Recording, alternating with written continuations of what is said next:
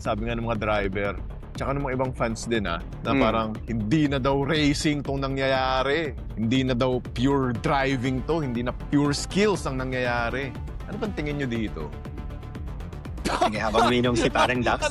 Habang uminom si Parang Dax. Teka, si Parang Dax nang Little bigla eh. bigla na lang maglalabas ng F1 merch eh. Patingin nga yan. Close up mo. KitKat. Hello, KitKat. Oh, have a break. Nice.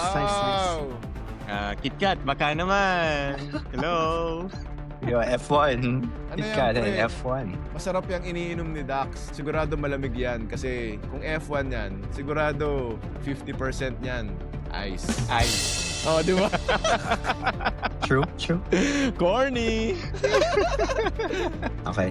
So mabalik tayo. Ang sinasabi ng mga drivers and then ng mga fans na it's not about pure racing anymore. It's all about battery management na nagiging Mario Kart-like na yung Formula 1. Several drivers who have been very vocal about this. Ang nakikitang difference ng mga fans kasi before, if you have a perfect qualifying run, ibig sabihin lahat ng corners na tumbok mo, lahat ng braking points nakuha mo, hindi ka nag-off track, talagang perfect lahat, you will expect a fast lap.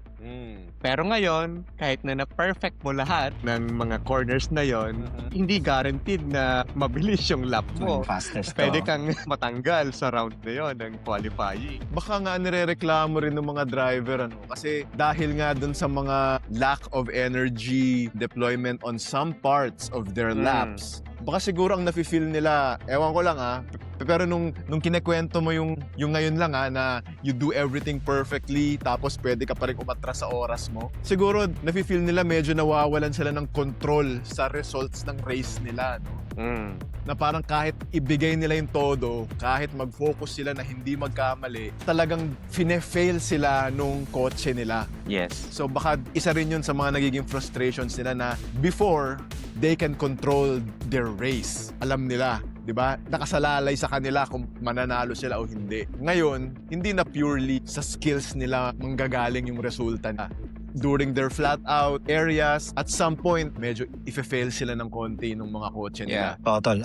Di ba isang naging change din ngayon dun sa battery management power delivery nila? Either top speed is naka-cut down by a certain percentage Yes. o kaya may certain time limit lang na pwede silang mag-reach ng top speed. So yun, kuwari sa straights, malaking bagay yun. Kasi once na hindi ka makapag full speed sa straight, tapos how you approach the corner, dito napapasok yung another calculation ng driver na kumpara mo sa 2025. So how they drove sa 2025 would be different sa 2026. Hindi nila pwedeng gawin yung same strategy or same skill nila. Napag-usapan namin to ni paring Chad before eh. Unlike previous seasons, yung muscle memory mo ba, magiging iba na. Before, you can have a late break on this particular section of the track. Ngayon, hindi mo na magagawa yon. Kasi before ka pa umapak sa brake, nagbe-brake na yung kotse mo.